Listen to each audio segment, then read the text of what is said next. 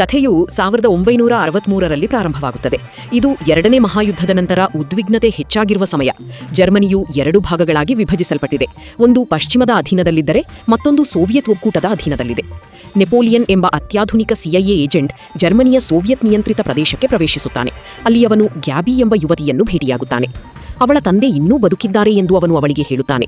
ಇದನ್ನು ಕೇಳಿ ಅವಳು ಬೆಚ್ಚಿ ಬೀಳುತ್ತಾಳೆ. ಸರಿ ಮಿಸ್ಟರ್ ಇಂಪಾರ್ಟೆನ್ಸ್ ಸೂಟ್ ಅವರೇ, ನಾವು ನಿಮ್ಮ ತಂದೆಯ ಬಗ್ಗೆ ಮಾತನಾಡುತ್ತಿದ್ದೇವೆ. ನನಗೆ ತಂದೆಯೇ ಇಲ್ಲ. ಕಳೆದ 18 ವರ್ಷಗಳಿಂದ ಅವಳು ತನ್ನ ತಂದೆಯನ್ನು ನೋಡದ ಕಾರಣ ಆರಂಭದಲ್ಲಿ ನೆಪೋಲಿಯನ್ ಸುಳ್ಳು ಹೇಳುತ್ತಿದ್ದಾನೆ ಎಂದು ನಂಬುತ್ತಾಳೆ ಮತ್ತು ಅವನಿಗೆ ತನ್ನ ತಂದೆಯ ಬಗ್ಗೆ ಹೇಗೆ ಗೊತ್ತು ಎಂದು ಪ್ರಶ್ನಿಸುತ್ತಾಳೆ. ಅವಳ ತಂದೆ ನಾಜಿಗಳಿಗಾಗಿ ಕೆಲಸ ಮಾಡುತ್ತಿದ್ದ ಅತ್ಯಂತ ಪ್ರತಿಭಾವಂತ ವಿಜ್ಞಾನಿಗಳಲ್ಲಿ ಒಬ್ಬರಾಗಿದ್ದರು ಎಂದು ನೆಪೋಲಿಯನ್ ವಿವರಿಸುತ್ತಾನೆ. ಯುದ್ಧ ಮುಗಿದ ನಂತರ ಅವರು ಅನಿವಾರ್ಯವಾಗಿ ಇನ್ನೊಂದು ಕಡೆಯ ಪರವಾಗಿ ಕೆಲಸ ಮಾಡಬೇಕಾಯಿತು. ಆದರೆ ಒಂದು ದಿನ ಅವರು ನಿಗೂಢವಾಗಿ ಕಣ್ಮರೆಯಾದರು. ಇದರಿಂದ ಅವರು ಸತ್ತಿರಬಹುದು ಎಂದು ಎಲ್ಲರೂ ನಂಬಿದರು. ಆದರೆ ಇತ್ತೀಚೆಗೆ ಅವರು ಪ್ಯಾರಿಸ್ನಲ್ಲಿ ಕಾಣಿಸಿಕೊಂಡಿದ್ದಾರೆ ಮತ್ತು ಅವರಿಂದ ಅಪಾಯಕಾರಿ ಆಯುಧವನ್ನು ಬಲವಂತವಾಗಿ ತಯಾರಿಸಲಾಗುತ್ತಿದೆ ಎಂಬ ಶಂಕೆ ಇದೆ. ಅವರನ್ನು ಉಳಿಸಲು ಗ್ಯಾಬಿಯ ಸಹಾಯ ಬೇಕೆಂದು ನೆಪೋಲಿಯನ್ ಹೇಳುತ್ತಾನೆ. ಒಂದು ವೇಳೆ ಅವಳು ನಿರಾಕರಿಸಿದರೆ ಅವಳ ತಂದೆಯನ್ನು ಶೀಘ್ರದಲ್ಲೇ ಕೊಲ್ಲಬಹುದು ಎಂದು ಅವನು ಎಚ್ಚರಿಸುತ್ತಾನೆ. ರಷ್ಯನ್ನರು ಯಾವುದೇ ಕ್ಷಣದಲ್ಲಿ ಬರಬಹುದು, ಆದ್ದರಿಂದ ಅವಳು ತಕ್ಷಣ ತನ್ನೊಂದಿಗೆ ಬರಬೇಕು ಎಂದು ಅವನು ಒತ್ತಾಯಿಸುತ್ತಾನೆ.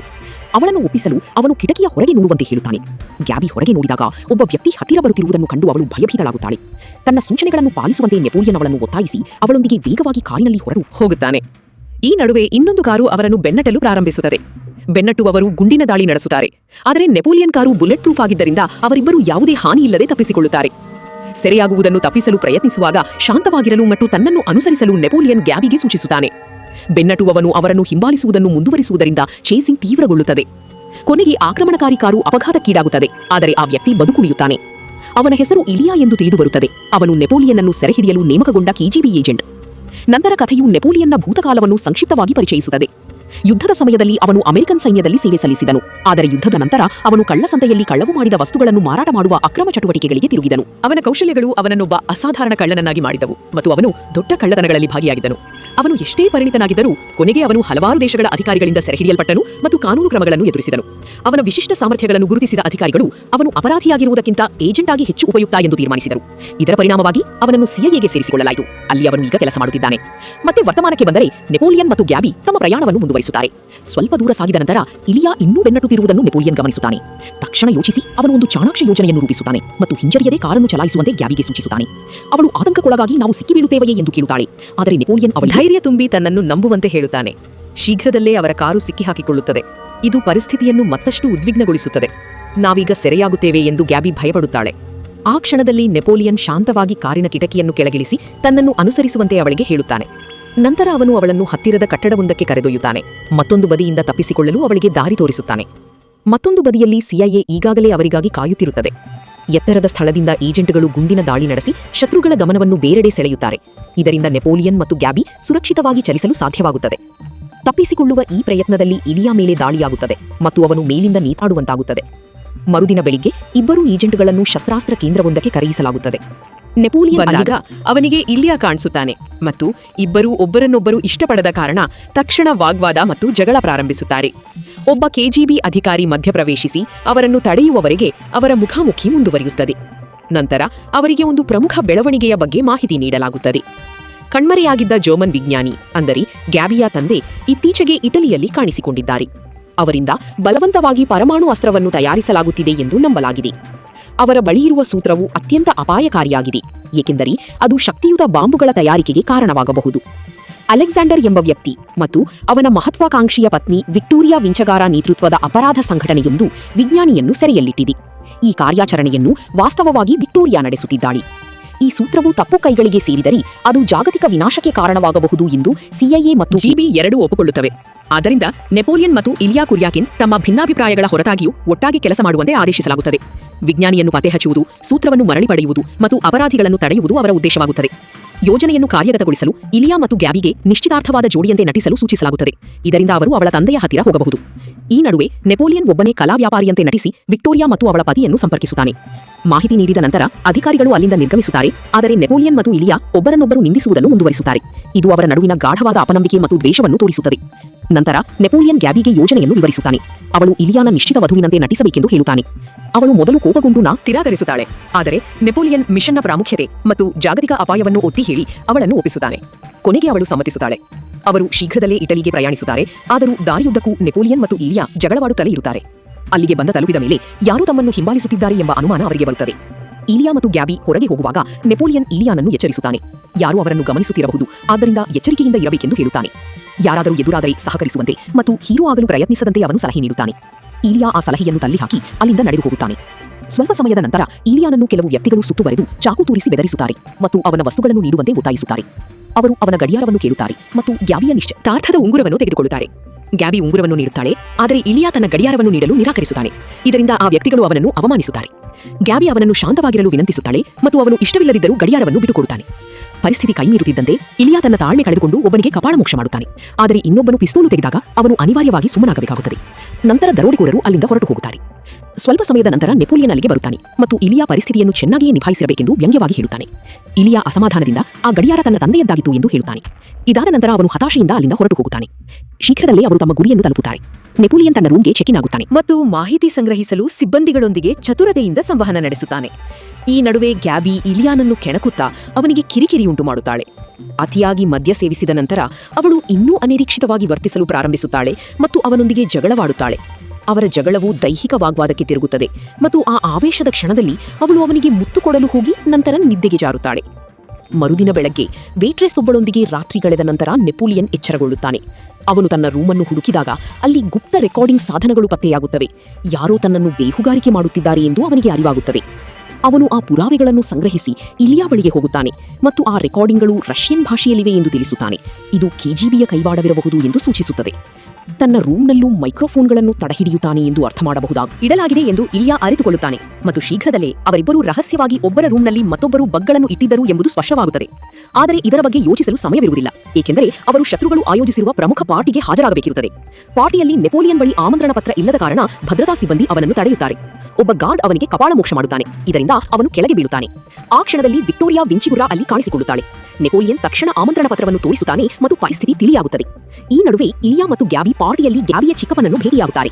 ಅವರು ರಷ್ಯನ್ನರನ್ನು ಅಪಹಾಸ್ಯ ಮಾಡುವುದರಿಂದ ಇಲಿಯಾಗೆ ಅವರ ವರ್ತನೆ ಇಷ್ಟವಾಗುವುದಿಲ್ಲ. ಮತ್ತೊಂದೆಡೆ ನೆಪೋಲಿಯನ್ ತನ್ನ ಮಿಷನ್ ಮೇಲೆ ಗಮನ ಕೇಂದ್ರೀಕರಿಸಿ ವಿಕ್ಟೋರಿಯಾಳ ಹತ್ತಿರವಾಗಲು ಪ್ರಾರಂಭಿಸುತ್ತಾನೆ. ಅವಳನ್ನು ಮೆಚ್ಚಿಸಲು ಅವನು ಕೈಚಳಕದ ಕೌಶಲ್ಯವನ್ನು ಪ್ರದರ್ಶಿಸಿ ಅವಳ ಬ್ರೇಸ್ಲೆಟ್ ಅನ್ನು ಕದ್ದು ಮತ್ತೆ ಅವಳಿಗೆ ಹಿಂದಿರುಗಿಸುತ್ತಾನೆ. ಇದು ಒಂದು ಆಕರ್ಷಕ ತಂತ್ರದಂತೆ ಕಾಣುತ್ತದೆ. ತನ್ನ ಭೂತಕಾಲದ ಘಟನೆಗಳ ಕಥೆಗಳನ್ನು ಹಂಚಿಕೊಳ್ಳುವ ಮೂಲಕ ಅವನು ಅವಳನ್ನು ಮತ್ತಷ್ಟು ಮೆಚ್ಚಿಸುತ್ತಾನೆ. ತನ್ನನ್ನು ಕಳ್ಳ ಎನ್ನುವ ಬದಲು ಕಲಾ ಸಂಗ್ರಾಹಕ ಎಂದು ಬಿಂಬಿಸಿಕೊಳ್ಳುತ್ತಾನೆ.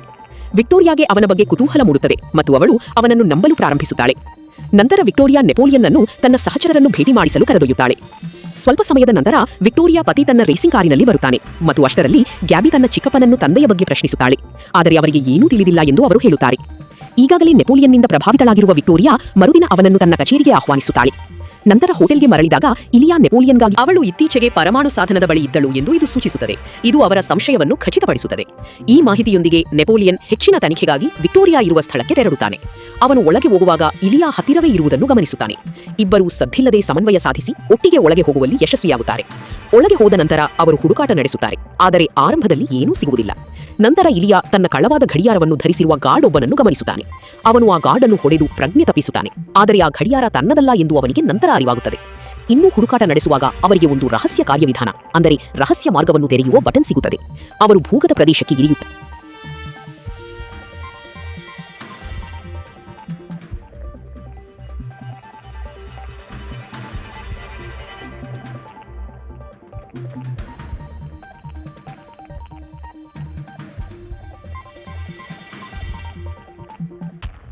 ಶತ್ರುಗಳು ಬೆನ್ನಟ್ಟಿ ಗುಂಡು ಹಾರಿಸುತ್ತಿರುವಾಗ ಇಬ್ಬರೂ ಸ್ಪೀಡ್ ಬೋಟ್ ಬಳಸಿ ತಪ್ಪಿಸಿಕೊಳ್ಳುತ್ತಾರೆ. ಆ ಗೊಂದಲದ ನಡುವೆ ನೆಪೋಲಿಯನ್ ನೀರಿನಲ್ಲಿ ಬೀಳುತ್ತಾನೆ. ಆದರೆ ಇಲಿಯಾ ಇದನ್ನು ಗಮನಿಸದೆ ಮುಂದೆ ಸಾಗುತ್ತಾನೆ. ನೆಪೋಲಿಯನ್ ಹೇಗೋ ದಡ ಸೇರಿ ಅಲ್ಲಿ ಹಾದು ಹೋಗುತ್ತಿದ್ದ ಟ್ರಕ್ ಒಂದನ್ನು ಹತ್ತುತ್ತಾನೆ. ಒಳಗೆ ಅವನಿಗೆ ಆಹಾರ ಮತ್ತು ವೈನ್ ಸಿಗುತ್ತದೆ ಮತ್ತು ಅವನು ಅಪಾಯದ ಸ್ಥಿತಿಯಲ್ಲೂ ತಲೆಕೆಡಿಸಿಕೊಳ್ಳದೆ ನಿರಾಳವಾಗಿ ಅವುಗಳನ್ನು ಸವಿಯಲು ಪ್ರಾರಂಭಿಸುತ್ತಾನೆ. ದೂರದಿಂದ ಅವನು ಇಲಿಯಾ ಗುಂಡಿನ ದಾಳಿಯಿಂದ ತಪ್ಪಿಸಿಕೊಳ್ಳಲು ಹೆಣಗಾಡುತ್ತಿರುವುದನ್ನು ನೋಡುತ್ತಾನೆ. ಕೊನೆಗೆ ಇಲಿಯಾ ಬೋಟ್ ನಾಶವಾಗುತ್ತದೆ. ಇದರಿಂದ ಅವನು ನೀರಿನಲ್ಲಿ ಸಿಕ್ಕಿ ಹಾಕಿಕೊಳ್ಳುತ್ತಾನೆ. ಆಗ ನೆಪೋಲಿಯನ್ ಅಂತಿಮವಾಗಿ ಅವನಿಗೆ ಸಹಾಯ ಮಾಡಲು ನಿರ್ಧರಿಸುತ್ತಾನೆ. ಬೇಸ್ನಲ್ಲಿ ವಾಲ್ಟ್ ಅನ್ನು ಮುರಿಯಲಾಗಿದೆ ಎಂದು ಅಲೆಕ್ಸಾಂಡರ್ ಪತ್ತೆ ಹಚ್ಚುತ್ತಾನೆ. ನುಸುಳುಕೋರರು ತಮ್ಮ ಕೇಂದ್ರಕ್ಕೆ ನುಗ್ಗಿದ್ದಾರೆ ಎಂದು ಅರಿತುಕೊಂಡು ಅವನು ತಕ್ಷಣ ವಿಕ್ಟೋರಿಯಾಳನ್ನು ಸಂಪರ್ಕಿಸಿ ಪರಿಸ್ಥಿತಿಯನ್ನು ತಿಳಿಸುತ್ತಾನೆ. ವಿಕ್ಟೋರಿಯಾಗೆ ನೆಪೋಲಿಯನ್ ಮೇಲೆ ಸಂಶಯ ಬಂದು ಅವನಿಗೆ ಕರೆ ಮಾಡಲು ಪ್ರಯತ್ನಿಸುತ್ತಾಳೆ, ಆದರೆ ಅವನು ಫೋನ್ ಎತ್ತುವುದಿಲ್ಲ.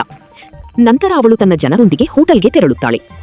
ಅವಳಲ್ಲಿಗೆ ತಲುಪುವಷ್ಟರಲ್ಲಿ ನೆಪೋಲಿಯನ್ ಮತ್ತು ಇಲಿಯಾ ಈಗಾಗಲೇ ತಮ್ಮ ರೂಮ್ಗಳಲ್ಲೂ ಉಳಿದುಕೊಂಡು ಇದ್ದೀರಾ ಎಂದು ಊಹಿಸಲು ಪ್ರಾರಂಭಿಸುತ್ತಾಳೆ. ಹೋಟೆಲಿಗೆ ಮರಳಿದ್ದಾರೆ. ವಿಕ್ಟೋರಿಯಾ ರಿಸೆಪ್ಷನ್ನಿಂದ ರೂಮ್ ಕೀಗಳನ್ನು ಸಂಗ್ರಹಿಸಿ ನೆಪೋಲಿಯನ್ ರೂಮ್ನತ್ತ ಹೋಗುತ್ತಾಳೆ. ಅವಳ ಆಶ್ಚರ್ಯಕ್ಕೆ ನೆಪೋಲಿಯನ್ ಬಾತ್ರೂಮ್ನಿಂದ ಹೊರಬರುವುದನ್ನು ಅವಳು ನೋಡುತ್ತಾಳೆ. ಅವನನ್ನು ನೋಡಿದ ನಂತರ ವಿಕ್ಟೋರಿಯಾ ತನ್ನ ಜನರನ್ನು ಕಳುಹಿಸಿ ಬಾಗಿಲು ಮುಚ್ಚುತ್ತಾಳೆ. ಮತ್ತೊಂದೆಡೆ ಗ್ಯಾಬಿ ತನ್ನ ಚಿಕ್ಕಪ್ಪ ತನ್ನನ್ನು ಮತ್ತೆ ಭೇಟಿಯಾಗಲು ಕರೆದಿದ್ದಾರೆ ಎಂದು ಇಲಿಯಾಗೆ ತಿಳಿಸುತ್ತಾಳೆ. ಈ ಬಾರಿ ಹೆಚ್ಚು ಮುಕ್ತವಾಗಿ ಭೇಟಿಯಾಗಲು ಕರೆದಿದ್ದಾರೆ. ಅವಳ ಟ್ರಾನ್ಸ್ಮಿಟರ್ ಸರಿಯಾಗಿ ಕೆಲಸ ಮಾಡುತ್ತಿಲ್ಲ ಎಂದು ಇಲಿಯಾ ಗಮನಿಸುತ್ತಾನೆ ಮತ್ತು ಅವಳ ತೊಡೆಯ ಭಾಗದಲ್ಲಿ ಅಡಗಿಸಿಟ್ಟಿದ್ದ ಅದನ್ನು ಸರಿಪಡಿಸಲು ಪ್ರಾರಂಭಿಸುತ್ತಾನೆ. ಅವನು ಅದನ್ನು ಸರಿಪಡಿಸುವಾಗ ಅವರಿಬ್ಬರು ಹತ್ತಿರವಾಗುತ್ತಾರೆ. ಇದು ಅವರ ನಡುವಿನ ಸೂಕ್ಷ್ಮ ಭಾವನಾತ್ಮಕ ಸಂಬಂಧವನ್ನು ತೋರಿಸುತ್ತದೆ. ಆ ಕ್ಷಣದಲ್ಲಿ ನೆಪೋಲಿಯನ್ ಅಲ್ಲಿಗೆ ಬಂದು ಮಿಷನ್ ಮುಂದುವರಿಸಲು ಸಮಯವಾಗಿದೆ ಎಂದು ಅವರಿಗೆ ನೆನಪಿಸುತ್ತಾನೆ. ಇದಾದ ನಂತರ ಗ್ಯಾಬಿ ಅಲ್ಲಿಂದ ಹೊರಡುತ್ತಾಳೆ. ಈಗ ಅವಳ ಮೇಲೆ ಪ್ರೀತಿ ಬೆಳೆಸಿಕೊಂಡಿರುವ ಇಲಿಯಾ ಸದ್ದಿಲ್ಲದೆ ಅವಳನ್ನು ಹಿಂಬಾಲಿಸುತ್ತಾನೆ. ಗ್ಯಾಬಿ ತನ್ನ ಚಿಕ್ಕಪ್ಪನನ್ನು ಭೇಟಿಯಾಗಿ ತನ್ನ ತಂದೆ ಜೀವಂತವಾಗಿದ್ದಾರೆ ಎಂಬುದು ತನಗೆ ಗೊತ್ತು ಎಂದು ಅವರ ಮುಂದೆ ವಾದಿಸುತ್ತಾಳೆ. ಮಾತನಾಡುತ್ತಾ ಅವಳ ಚಿಕ್ಕಪ್ಪ ಅಕಸ್ಮಾತ್ತಾಗಿ ಅನುಮಾನಾಸ್ಪದ ವಿಷಯವೊಂದನ್ನು ಬಾಯ್ಬಿಡುತ್ತಾರೆ. ಅದನ್ನು ಇಲಿಯಾ ಟ್ರಾನ್ಸ್ಮಿಟರ್ ಮೂಲಕ ಕೇಳಿಸಿಕೊಳ್ಳುತ್ತಾನೆ. ಅದೇ ಸಮಯದಲ್ಲಿ ನೆಪೋಲಿಯನ್ ವಿಕ್ಟೋರಿಯಾ ಕಚೇರಿಗೆ ಬರುತ್ತಾನೆ. ಅವಳು ಪ್ರಲೋಭನಗೊಳಿಸುವ ರೀತಿಯಲ್ಲಿ ಅವನನ್ನು ಹತ್ತಿರಕ್ಕೆ ಕರೆದು ಅವನ ನಿಜವಾದ ಹೆಸರಿನಿಂದ ಕರೆಯುತ್ತಾಳೆ.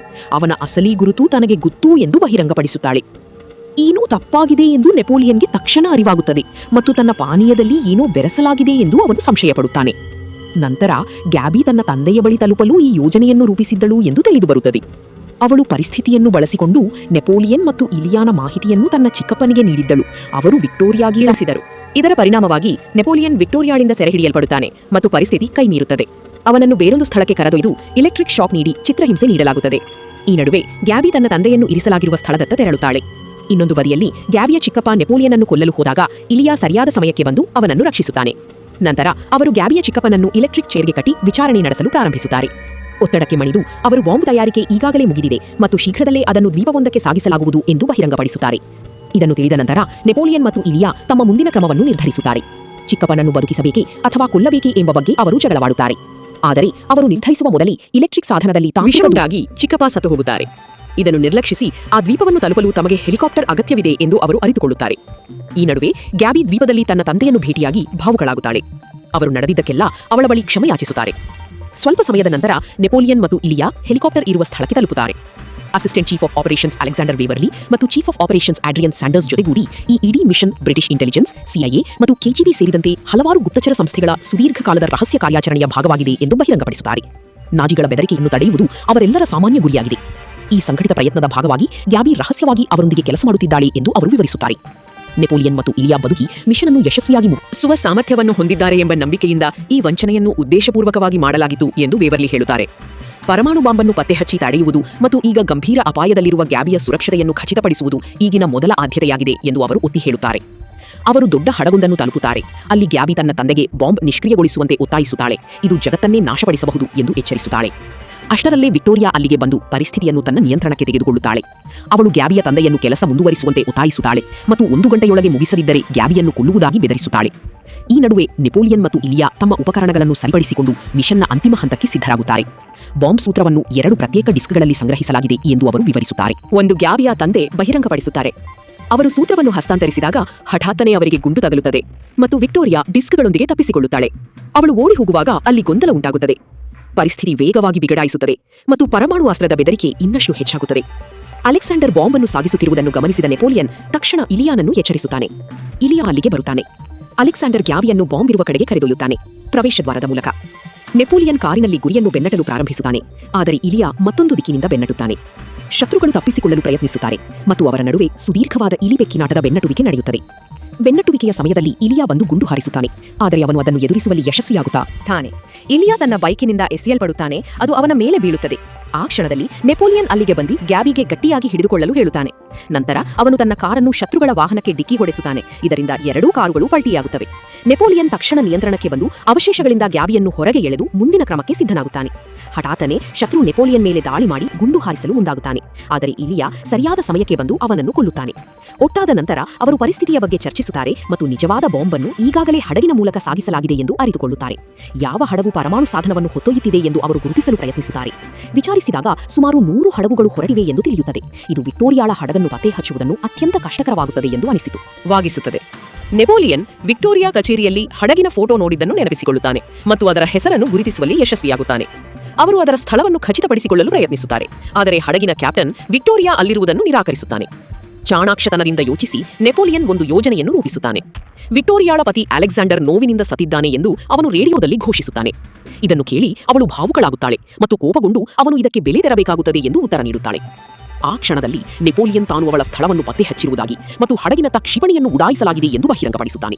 ಕೆಲವೇ ಸೆಕೆಂಡುಗಳಲ್ಲಿ ಅವಳು ಸಾಯುತ್ತಾಳೆ, ಆದರೆ ಪರಮಾಣು ಸಾಧನಕ್ಕೆ ಏನೂ ಆಗುವುದಿಲ್ಲ ಎಂದು ಅವನು ಅವಳಿಗೆ ಎಚ್ಚರಿಸುತ್ತಾನೆ. ಕೆಲವೇ ಕ್ಷಣಗಳಲ್ಲಿ ಕ್ಷಿಪಣಿ ಅಪ್ಪಳಿಸುತ್ತದೆ. ಹಡಗು ಮತ್ತು ವಿಕ್ಟೋರಿಯಾ ಹಾಗೂ ಅವಳ ಕಾರ್ಯಾಚರಣೆಯನ್ನು ಸಂಪೂರ್ಣವಾಗಿ ನಾಶಪಡಿಸುತ್ತದೆ. ಬೆದರಿಕೆ ನಿವಾರಣೆಯಾದ ನಂತರ ಏಜೆಂಟರು ಹೋಟೆಲ್ಗೆ ಮರಳಿ ಅಲ್ಲಿಂದ ಹೊರಡಲು ಸಿದ್ಧತೆ ನಡೆಸುತ್ತಾರೆ. ಸ್ವಲ್ಪ ಸಮಯದ ನಂತರ ಇಲಿಯಾಗೆ ತನ್ನ ಮೇಲಧಿಕಾರಿಯಿಂದ ಕರೆ ಬರುತ್ತದೆ. ಅವರು ಪರಮಾಣು ಸೂತ್ರದ ಒಂದು ಭಾಗ ಇನ್ನೂ ಕಾಣೆಯಾಗಿದೆ ಮತ್ತು ಅದು ನೆಪೋಲಿಯನ್ ಬಳಿ ಇದೆ ಎಂದು ನಂಬಲಾಗಿದೆ ಎಂದು ತಿಳಿಸುತ್ತಾರೆ. ಅದು ಅಮೆರಿಕನ್ನರ ಕೈಗೆ ಸೇರುವುದು ಬೇಡವಾಗಿರುವ ಕಾರಣ ನೆಪೋಲಿಯನ್ ಅನ್ನು ಕೊಂದು ಸೂತ್ರವನ್ನು ಮರಳಿ ಪಡೆಯುವಂತೆ ಅವನಿಗೆ ಆದೇಶಿಸಲಾಗುತ್ತದೆ. ಈಗ ದ್ವಂದ್ವದಲ್ಲಿದ್ದ ಇಲಿಯಾ ನೆಪೋಲಿಯನ್ ಬಟ್ಟೆಗಳನ್ನು ಪ್ಯಾಕ್ ಮಾಡುತ್ತಿದ್ದ ರೂಮ್ಗೆ ಪ್ರವೇಶಿಸುತ್ತಾನೆ. ನೆಪೋಲಿಯನ್ ತಕ್ಷಣ ಉದ್ವಿಗ್ನತೆಯನ್ನು ಅನುಭವಿಸಿ ಸಿದ್ಧನಾಗುತ್ತಾನೆ. ಇತ್ತ ಇಲಿಯಾ ಕೂಡ ತನ್ನ ಶಸ್ತ್ರಾಸ್ತ್ರಕ್ಕಾಗಿ ಕೈ ಹಾಕುತ್ತಾನೆ. ಆ ಕ್ಷಣದಲ್ಲಿ ನೆಪೋಲಿಯನ್ ತಾನು ಮೊದಲು ಮರಳಿ ಪಡೆದಿದ್ದ ಇಲಿಯಾನ ತಂದೆಯ ಗಡಿಯಾರವನ್ನು ಅವನತ್ತ ಎಸೆಯುತ್ತಾನೆ. ಇದು ಅವರ ನಡುವೆ ಒಂದು ಭಾವುಕ ಕ್ಷಣವನ್ನು ಸೃಷ್ಟಿಸುತ್ತದೆ. ಜಗಳವಾಡುವ ಬದಲು ಅವರಿಬ್ಬರು ಹೊರಗೆ ಬರುತ್ತಾರೆ. ಅಲ್ಲಿ ಉಳಿದಿರುವ ಸೂತ್ರವನ್ನು ಸುಟ್ಟು ಹಾಕಲಾಗುತ್ತದೆ. ಅದು ಮತ್ತೆ ಎಂದಿಗೂ ಬಳಕೆಯಾಗದಂತೆ ಖಚಿತಪಡಿಸಿಕೊಳ್ಳಲಾಗುತ್ತದೆ.